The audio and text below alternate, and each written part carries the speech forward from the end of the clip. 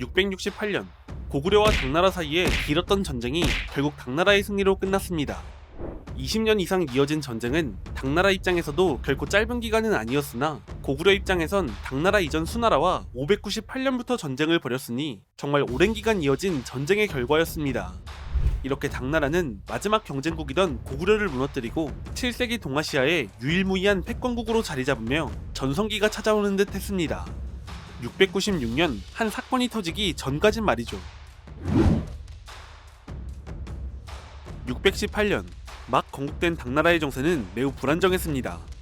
북쪽엔 수나라 시절 잠시 억눌러 놓았던 돌궐이 기세를 회복하며 당을 압박 중이었고 동쪽의 고구려와의 관계 역시 불편했습니다. 하지만 626년 당태종 이세민이 새롭게 황제가 된 이후 이러한 정세는 급변하게 되는데요. 이세민은 돌궐에서 내분이 발생하자 이에 개입하며 그들을 복속시켰고 이들을 상대로 기미정책이란 것을 시행합니다. 기미정책이란 당나라의 뛰어난 군사력을 바탕으로 주변의 각 부족을 압박하는 동시에 현지 부족장들에게 그들의 기득권을 보장하면서 지원해 그들을 회유하는 정책입니다. 이렇게 그들이 자발적으로 당나라의 영향력 아래에 들어오게 만들어 국경지역을 안정화시켰고 더 나아가 전쟁이 나면 이 기미지배를 받는 이민족들을 전쟁에 동원할 수 있었습니다. 당나라는 이를 통해 적은 비용으로 막대한 군사력을 확보할 수 있었고 최후의 경쟁국인 고구려도 무너뜨릴 수 있었습니다. 그런데 이런 당나라에 절대로 일어나선 안 될 일이 일어납니다. 696년 영주에서 당나라의 기미지배를 받던 거란의 지배자 이진충이 현지 사정을 고려하지 않고 학정을 펼치는 칙천무후에게 반란을 일으켰습니다.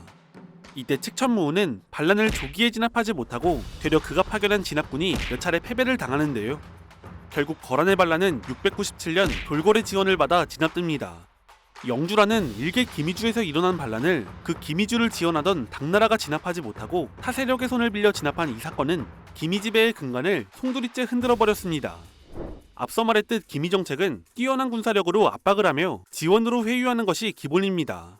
그러나 당나라에 뛰어난 군사력이 없다면 기미지배를 받는 부족은 당나라의 지원을 받다가 마음에 들지 않으면 반란을 일으키면 그만이었죠. 그리고 당나라 군사력의 중심 중 하나인 기미정책이 무너진다는 것은 당나라의 군비가 폭증하게 될 수도 있다는 것과 같았습니다. 압박하는 동시에 회유하며 우호적인 관계를 맺어 군비를 줄였지만 이제는 압박할 수 없어졌으니 말이죠. 이런 와중에 반란을 진압하는 과정에서 거란의 근거지이던 영주는 그대로 돌궐이 차지해버렸고 이후 돌궐과의 관계 역시 악화되었습니다. 698년엔 발해가 건국되었는데 이는 간신히 무너뜨린 고구려가 간판을 바꿔달고 부활한 것이나 마찬가지였습니다. 모든 정세가 말해주는 것은 간단했습니다.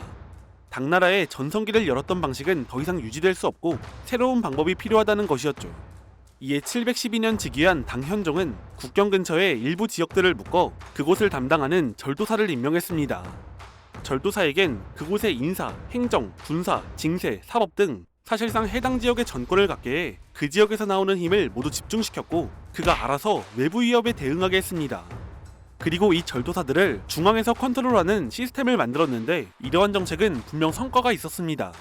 당나라는 다시 뛰어난 군사력을 가질 수 있었고 이를 통해 주변 지역으로 영역을 확장해 갔습니다. 그런데 이번엔 바로 이 절도사들이 문제가 되었습니다. 절도사들이 알아서 외부의 위협에 대응하는 것은 좋았지만 그들이 가진 권한은 너무 강력했습니다. 절도사들은 앞서 말한 권한 외에 외교권까지 행사하는 경우가 많았고 심지어 자의적으로 전쟁을 시작하고 끝내기까지 했습니다. 이 와중에 적지 않은 절도사들이 자신의 자리를 아들이나 친족에게 세습하기까지 했으니 말이 절도사지 사실상 왕이나 마찬가지인 셈이었죠. 또한 일부는 여러 지역의 절도사 자리를 겸직하기도 했습니다. 그리고 755년 마침내 사건이 터지는데 당나라 동북지방에서 세 지역의 절도사를 겸직하던 안록산이 당나라 조정에 반란을 일으킵니다. 안록산은 절도사로서 자신이 담당하던 병력, 회유한 이민족 기병, 그 외 끌어모은 사병 등을 합쳐 약 20만가량의 병력을 동원해 반란을 일으켰습니다. 당나라 조정은 반란군에 무기력하게 패배했고 황제와 황태자는 수도 장안을 버리고 도주했죠. 이 과정에서 황제 현종은 분노한 신하들에 의해 반강제로 아들에게 황위를 물려줍니다. 이렇게 756년 새로운 황제 숙종이 즉위하지만 여전히 반란군의 기세는 매서웠습니다. 그런데 이때 안록산의 반란군 사이에서 내분이 발생하는데요. 초전에 수도를 점령했음에도 황제와 황태자를 사로잡지 못해 반란이 장기화될 가능성이 보이자 그의 부하들 중 일부가 조정의 편으로 전향해버립니다. 숙종은 전향한 옛 반란군과 다른 절도사들의 지원에 힘입어 반란군과의 전투를 이어갔고, 이 와중에 757년 안록사는 자신의 아들 안경서에게 암살당합니다. 이후 반란은 그의 부하이던 사사명이 다시 일으키며 지속되지만 761년 사사명마저 아들 사조이에게 암살당하며 최종적으로 반란은 763년 각 절도사들의 손에 진압됩니다. 이 두 반란을 안사이난이라고 하는데요. 안사이난은 절도사의 거대한 힘을 보여주었고, 중앙정부가 이 절도사를 통제할 능력이 전혀 없다는 사실을 드러낸 사건이었습니다. 세 개의 절도사 자리로 당나라를 멸망까지 위협한 안록산이 죽었으니 일단 최종 보스는 진압한 셈이었을까요? 유감스럽게도 진정한 절도사의 끝판왕은 이제 등장합니다.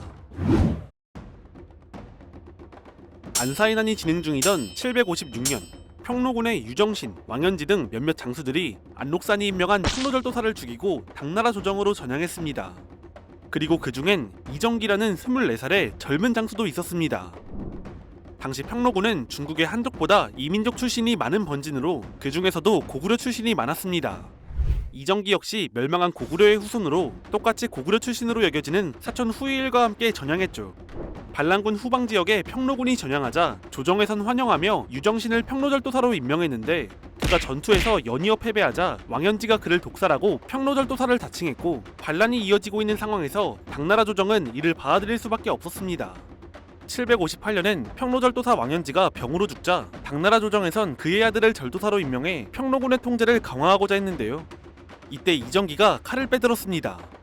이정기는 군사를 일으켜서 왕현지의 아들을 죽였고, 자신의 사촌 후이이를 평로절도사로 추대해 평로군을 장악하며 자신의 확고한 기반을 다집니다.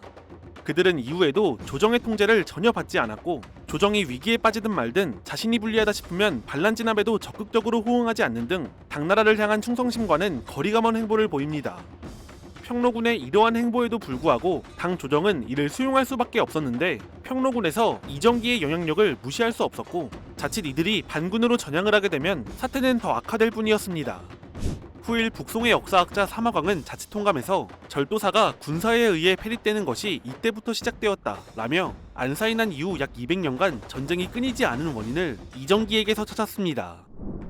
761년 12월, 주변의 반군과 이민족에게 둘러싸인 평로군은 근거지를 영주에서 산동반도로 옮겼습니다. 그들은 그곳에서 반란군이 있는 청주를 공격해 점령하며 자리를 잡았는데, 이에 당 조정은 치주와 청주 등 인근 지역을 관할하는 치청절도사라는 자리를 내립니다.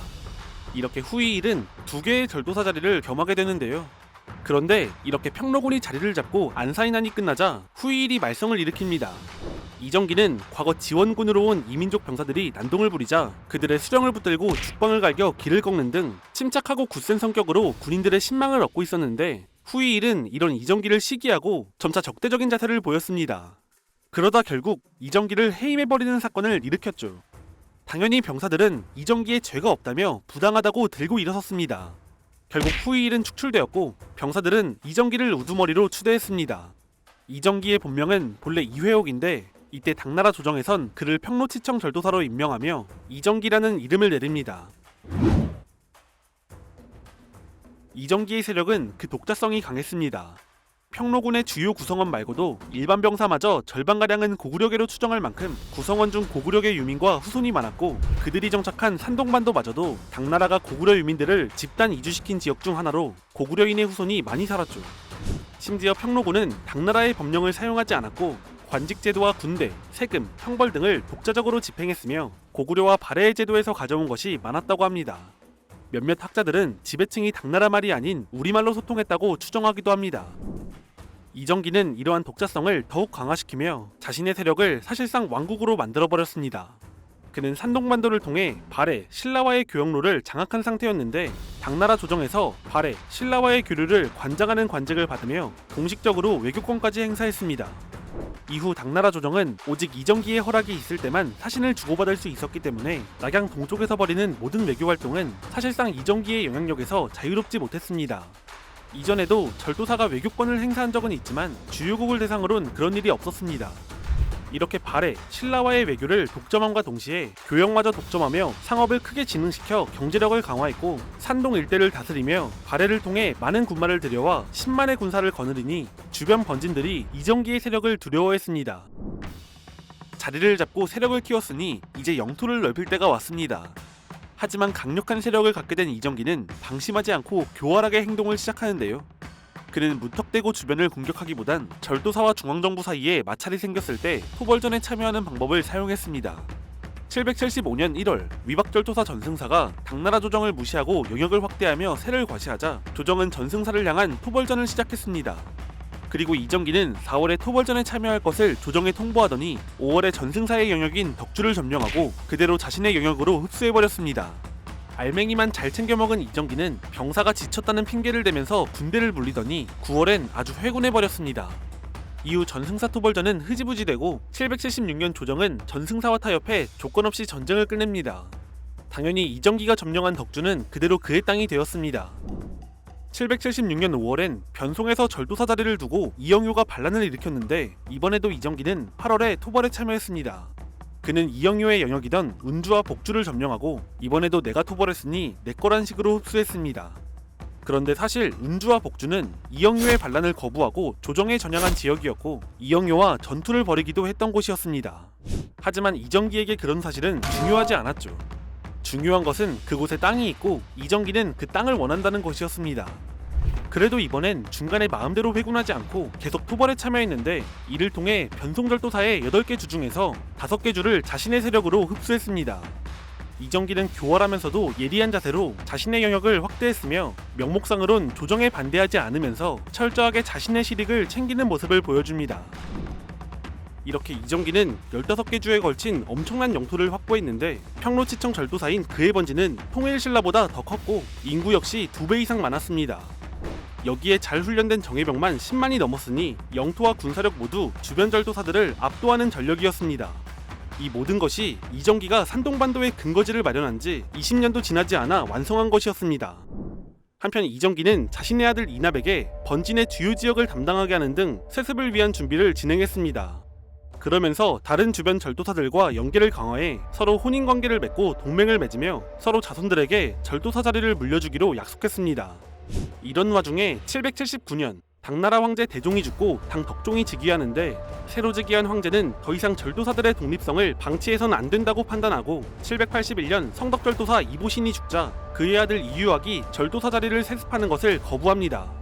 그러자 이정기는 적극적으로 이유학의 편을 들며 드디어 황제를 향해 칼을 빼들었습니다. 고구려 유민 출신으로 20년 만에 독자적인 세력을 만들어내고 세습을 위한 준비까지 한 평로치청 절도사 이정기. 주변 절도사들과 서로 세습을 도와주기로 했던 그는 성덕절도사 이보신이 죽고 그의 아들 이유학이 절도사직을 세습하는 것을 황제 덕종이 거부하자 황제를 향해 칼을 빼들었습니다. 이정기가 군사를 일으키는 한편 위박절도사 전열, 성덕절도사 이보신의 아들 이유학, 산남동도절도사 양숭이도 그와 함께 연기하며 조정에 반기를 들었습니다.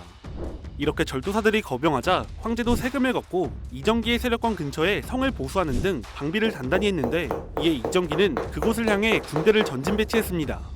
놀란 황제는 긴급하게 경문을 띄우며 더 많은 수의 군대를 소집했고 양측의 군대는 팽팽하게 맞섰습니다. 이런 상황에서 이정기는 황제를 더욱 압박하는데요. 그는 자신이 장악하고 있던 대운하를 오가는 물류를 끊어버렸습니다. 당나라의 수도 장안과 대도시 낙양으로 향하는 물자 공급은 한순간에 중단되었고 중앙정부는 조운로를 바꾸는 것으로 대응하려 했지만 그마저도 이정기에게 차단당해 물자가 완전히 끊겼습니다. 당나라 조정은 반기를 든 절도사들에 대항해 많은 군대를 동원한 만큼 군량에 대한 압박도 있었으니 황제의 입장에선 정말 숨통이 조여오는 상황이었습니다. 그런데 이렇게 이정기가 황제의 목을 조이고 있던 781년 7월 그가 49세의 나이로 사망합니다. 이정기의 갑작스런 죽음은 그와 함께하던 번진들에겐 조별과제 중 조장이 사망한 것과 같았습니다. 그리고 황제 덕종 입장에선 하늘이 준 기회나 마찬가지였습니다. 한편 이정기가 죽자 곧 23살의 아들 이납이 그의 뒤를 이었는데요. 그는 황제의 허락을 받지 못했지만 평로치청 번진의 절도사가 되었습니다.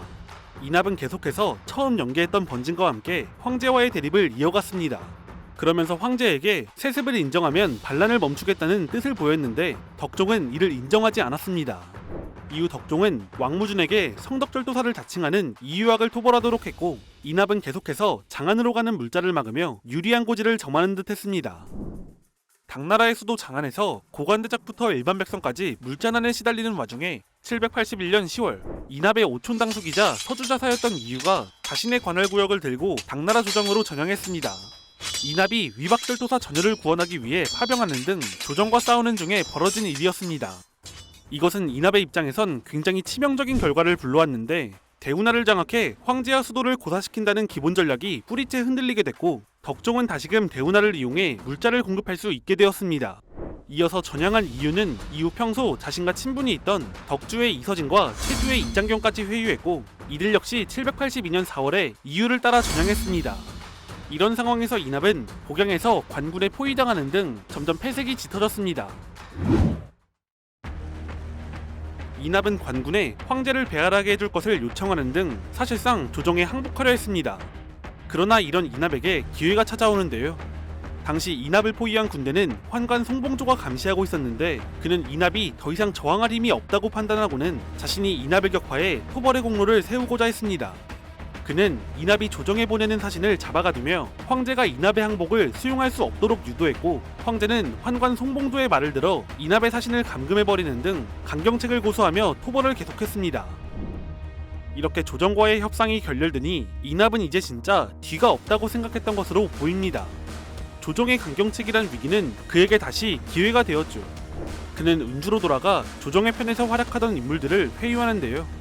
산남 동도절도사 양숭이를 토벌한 이희열, 성덕절도사 이유학을 토벌한 왕무준, 주도 등 이납과 친했거나 논공행상에 불만이 있던 이들이 서로 의기투합했고 이번엔 각자 왕을 칭하며 반란을 일으켰습니다.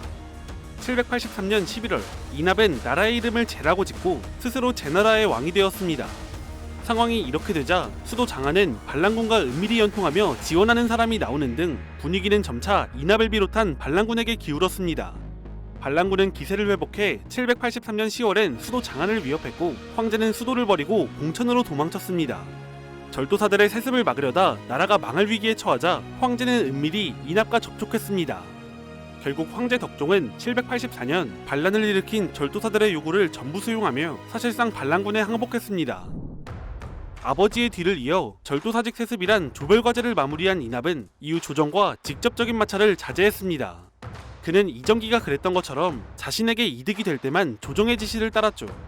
이후 과거 이납과 반란을 함께했던 이희열이 당나라 전복과 제위 찬탈을 시도하자 이납은 조정의 요청을 받아 토벌전에 참여했는데 토벌전이 성공적으로 끝나자 황제는 이납에게 이정기가 받았던 벼슬을 주며 사실상 그에게 승을 공인했습니다. 당 조정은 이납에게 여러 벼슬을 내리며 접촉을 피했는데 이납은 조정에 세금도 내지 않고 독자적인 화폐를 주조하는 등 독립적인 행보를 지속했습니다. 아버지와 같은 관직을 이용해 당나라 조정이 발해, 신라, 일본과 외교하는 것을 자신의 영향력 아래에 둔 이납은 한창 제나라의 국력을 강화하던 중 792년 5월 아버지 이정기보다 훨씬 더 젊은 34살의 나이에 요절했습니다. 당나라 조정은 정사를 패하고 3일간 이납의 죽음을 애도했습니다. 아직 당나라 황제는 이납 때문에 죽기 일보 직전까지 갔던 덕종이었지만 진짜 애도하고 싶어서 했는지 아니면 애도해야만 했는지는 잘 모르겠네요. 792년 이납이 죽자 아들 이사고가 그의 자리를 계승했습니다. 이사고 역시 먼저 선세습 후 승인 절차를 따랐는데 구당서 덕종기엔 이렇게 나와 있습니다.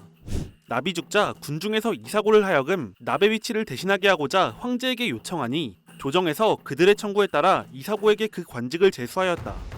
사실상 아버지 이납이 할아버지 이정기의 자리를 세습할 때보다 조정의 영향력이 훨씬 더 약해진 것인데요.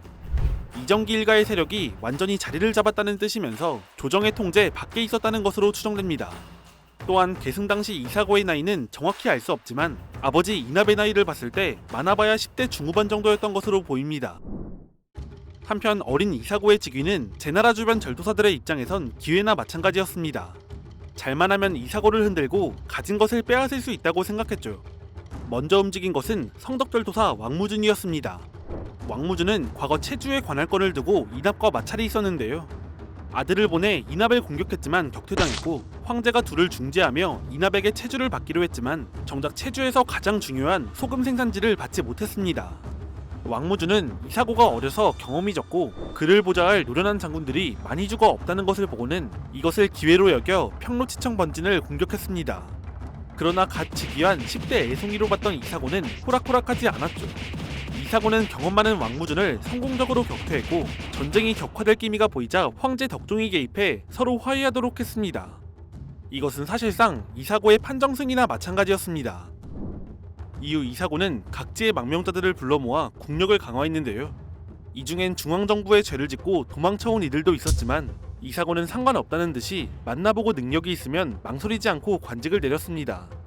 이사고는 이를 통해 조정과 주변 절도사들에 대한 정보를 수집하기도 했습니다. 그는 그러면서도 내부 통제를 강화했는데 아버지 이납이 배신으로 위기를 겪었기 때문인지 자신의 신하였던 이들이 전향하려는 기미가 보이면 죽였고 영토 밖으로 나가는 임무를 맡은 이들은 그의 처자를 인질로 잡아서 배반할 생각을 갖지 못하게 했습니다. 이렇게 국력을 강화하던 이사고는 안타깝게도 할아버지 이정기, 아버지 이납과 비슷한 운명을 맞이하는데요.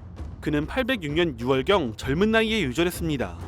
이사고의 자리는 동생 이사도가 잇게 됩니다. 805년 8월, 당나라의 새 황제 헌종이 즉위했습니다.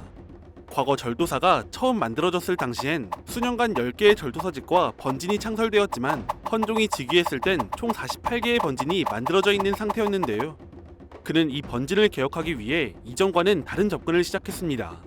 그는 중앙군인 금군을 육성하는 한편 과거 덕종이 번진들을 한꺼번에 개혁하려다 대패한 것을 알고 기존에 반역을 했던 여러 번진에 대해선 그들을 자극하지 않고 신중하게 접근하면서 새로 반역을 꾀하는 번진에 대해선 즉시 토벌을 명령했습니다. 그 첫 번째 대상은 서천절도사 유벽이었는데요. 유벽은 절도사직을 먼저 세습하고는 황제에게 절도사 임명을 요구했고 이것을 승인받자 조정을 쉽게 본 것인지 사천의 절도사 두 자리를 겸임하게 해달라는 무리한 요구를 했으며 나중엔 조정에 대놓고 반란을 일으켰습니다. 헌종은 806년 정월 유벽에 대한 토벌을 시작해 그해 9월에 끝냈고 807년 9월엔 진해절도사 2기가 입조를 청했으나 10월에 반란을 일으키는 등 조정을 기만하자 역시 같은 달 토벌에 성공했습니다. 이처럼 헌종은 먼저 선을 넘는 절도사를 토벌하는 등 명분을 앞세우며 다른 절도사들이 반란에 합류하는 것을 방지했습니다. 그러면서 조정의 정책에 협조하는 절도사에겐 관직을 높여주는 등 혜택을 제공해 회유하는 치밀함을 보였습니다. 이렇게 새로운 황제는 호락호락한 상대가 아니었지만 반면 이사고의 뒤를 이어 즉위한 이복동생 이사도는 조금 문제가 있었습니다. 그는 형 이사고와 관계가 원만하지 못했고 이사고는 생전에 대놓고 이사도가 번진을 다스릴 제목이 아니며 절도사 자리를 계승할 경우 일족을 망하게 할 것이라고 말했죠. 하지만 그럼에도 불구하고 이사도는 제나라를 세습할 수 있었는데 추정하기론 대대로 이정기 집안을 섬겨오던 가병들 입장에선 이사도 외에 딱히 다른 대안이 없었기 때문으로 보입니다. 아무튼 이사도는 선대 왕들이 그랬던 것처럼 먼저 절도사 자리에 오른 후 당 조정에 임명을 요청했는데 이번엔 쉽게 승인받지 못했습니다. 이에 내부에선 군대를 증강하여 조정을 압박하자는 강경파와 조정이 파견한 관원을 받아들이고 세금을 내며 협상하자는 온건파가 대립했는데 이사도는 온건파의 손을 들어 조정의 화해안을 제시했습니다. 이때 이사도는 즉위한 지 2달 만에 사신을 파견하는 등 조금 급하게 행동했는데요. 이는 당헌종이 즉위 직후 유벽을 성공적으로 토벌한 것과 조정의 재상 두 왕상이 막 즉위한 이사도의 기반이 불안정한 것을 보고는 그의 영역을 삭감하자고 건의하는 등의 일이 있었기 때문인 것으로 보입니다. 806년 8월 헌종은 이사도의 타협안을 받아들여 그의 절도사직 세습을 승인해주고 이사고의 벼슬 역시 세습시켰습니다. 이후 이사도는 황제의 동주권을 인정하며 정책에 협조했으나 결정적으로 자신과 제나라의 이익이 침해되는 것으로 보이면 결코 타협하지 않는 모습을 보였습니다. 헌종과 이사도의 불편한 공조는 오래가지 못했습니다. 헌종은 즉위 초부터 금군을 양성하며 새로운 반역절도사들을 토벌했고 이어서 그 기반으로 기존의 반역절도사들을 순차적으로 굴복시켰는데요. 이러한 헌종의 행보에 부담을 느낀 이사도는 낙양 인근 하음창에 불을 지르고 낙양 인근에 사절을 만들어 조정을 염탐하며 수백 명의 병사를 주둔시키는 등 조정을 교란했으며 이 병사들을 이용해 재상 무원영을 살해했습니다. 이사도의 이러한 도발에 헌종 역시 크게 긴장하는데 헌종은 결국 이사도를 토벌할 결심을 굳힙니다. 평로치청 번진은 반란 번진 중 규모가 가장 큰 번진이었습니다. 오랜 기간 조정의 말을 듣지 않았고 세금도 내지 않았으며 무역 규모와 군대 규모는 가장 컸죠. 그러나 헌종은 이미 위박 번진, 성덕 번진 등 주변 번진을 어느 정도 평정한 상태였고 평로치청 번진은 이전처럼 다른 번진과 연계해 싸우는 것이 아니라 이들을 홀로 상대해야 했습니다. 헌종은 즉위 이후 약 10년 이상 모아온 국력을 동원했고 신라에까지 토벌전을 지원할 지원군을 요청하며 토벌전을 시작했습니다. 헌종은 조서에 이사도의 세력을 흉악한 고구려물이라고 부르며 대대적인 공세를 퍼부었는데 이사도는 많은 군대와 땅을 잃었습니다. 궁지에 몰린 이사도는 항복을 생각하기도 했지만 결상전으로 방침을 정했죠. 그러나 모두가 결상전의 뜻을 갖고 있던 것은 아니었습니다. 헌종이 사방에서 이사도를 압박하던 와중에 이사도 휘하의 병마사 유오는 토벌군을 막지 않고 이사도를 암살했습니다. 819년 2월, 토벌전은 이사도가 죽으며 갑작스럽게 마무리되었습니다. 신라의 지원군이 도착하기 전이었습니다. 이정기 일가의 제나라는 이렇게 멸망했습니다. 이후 평로치청 번지는 3개의 번진으로 분할되었습니다. 이사도를 죽인 유오는 조정으로부터 관직을 받고 소위절도사까지 올랐는데 재밌는 건 유오 역시 절도사가 되자 당나라 조정의 말을 듣지 않았고 평로군에서 데려간 군대에 의지했습니다.